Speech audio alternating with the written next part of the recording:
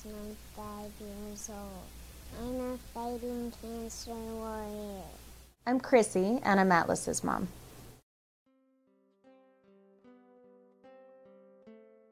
That first day was really difficult. So I know, I guess to back up a little bit, so just in thinking that he was sick, he had a bloody nose a couple of nights, and I was teaching Head Start at the time.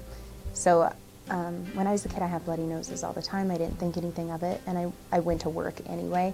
And then I got a call from his dude, my boyfriend, who had stayed home with him, and Atlas was crying when he sneezed. And so my mommy intuition kicked in, and I freaked out, and I drove straight home from work after school, and we went to a walk-in clinic.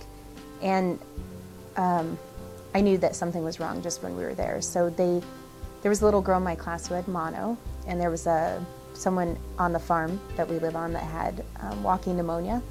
And so they listened to his lungs, and at this point I was concerned that it was one of those two things.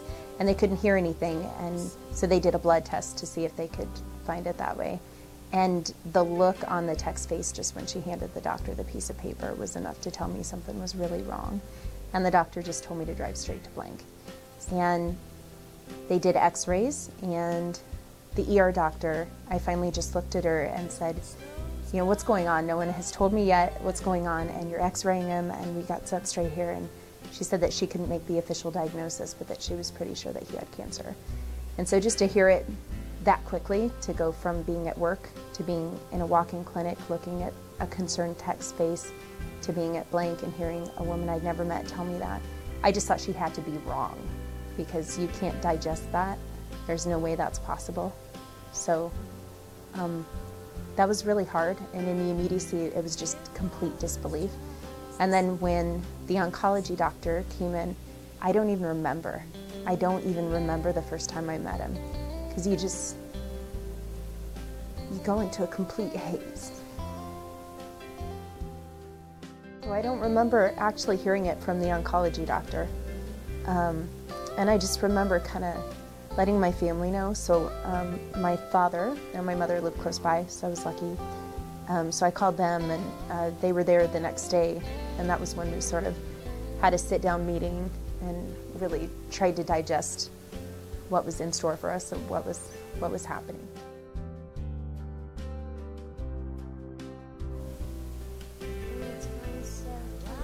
Because I have to get the needle, and that's the scariest part. As I sit here crying right this second, the last month has been really intense, but on a whole, we've been very blessed. Things have gone mostly according to the little roadmap that we followed for 7 months now, 8 months, 9 months. And our life revolves around papers and blood counts and hospital visits and clinic visits, but we have not had a lot of the side effects or a lot of the symptoms that other kids can have. We've been delayed in treatment plans, and he's got some neuropathy, which means that he has trouble walking now, and I think that his memory has suffered a little bit, and so we have some testing planned for November. But all in all, we're coming out of it pretty well, considering all the things that can go wrong. So this last month we just finished a 3-week hospital visit, and we've had to come back every single day. So we're both a little bit frazzled and tired of tiny rooms, I think. We just finished delayed intensification, and it's called that for a reason. So his hardcore, really heavy-hitting meds are done with. We got over it. We just finished his last scheduled hospital stay, which is fabulous. It won't be great when we have to go back knowing that something's wrong, but knowing that I don't have to commit to another 3-week hospital stay is really beautiful. And I feel selfish saying me, but he loves it there. The nurses, he loves it. He says he doesn't want to leave because they take care of him. So I hate it. Daddy makes me sick. It's completely changed it. It's completely different now. So I was kind of the hands-off mom. We played outdoors, and I tried to get him to play in the mud with him. He's a pretty clean kid. He refused most of the time. But I was a naturalist for a long time, and outdoor play is huge to me, and just being out and about.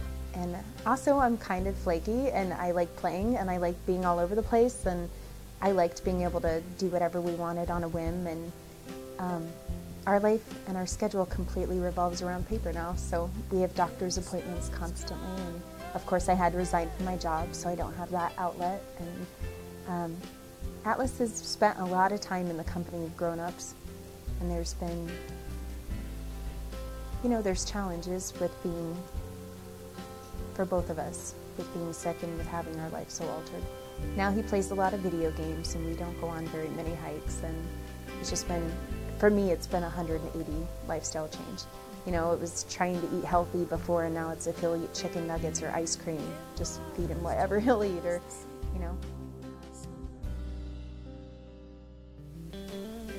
Dad, I get to leave the hospital a little bit.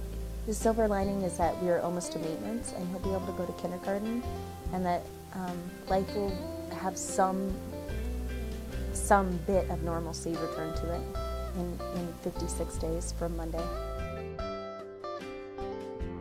Children's Cancer Connection has been, honestly, he's been with us from the very beginning.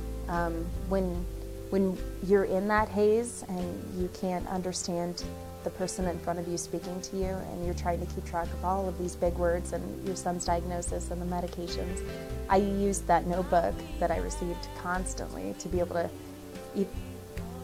to remember questions I wanted to ask, to be able to remember medicines and what we were doing. So that was huge. And then camp was phenomenal.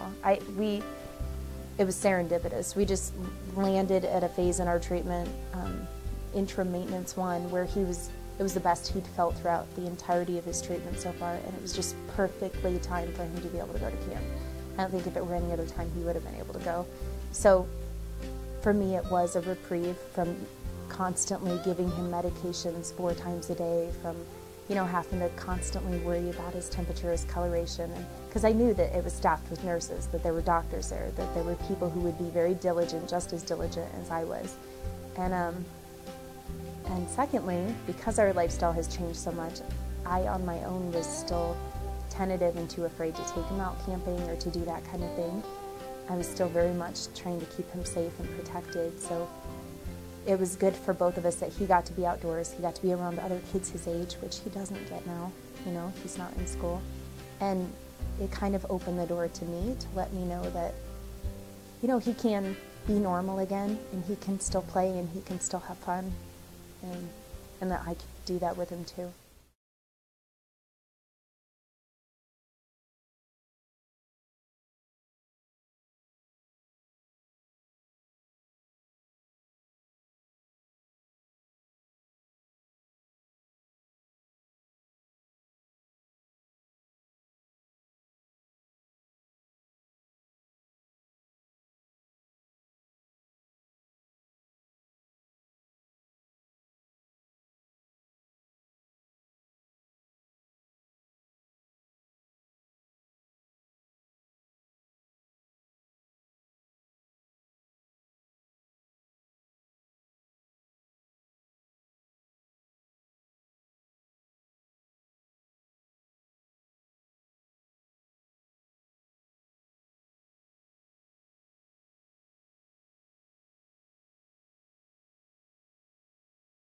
This is what I'm going to do to you, Cancer.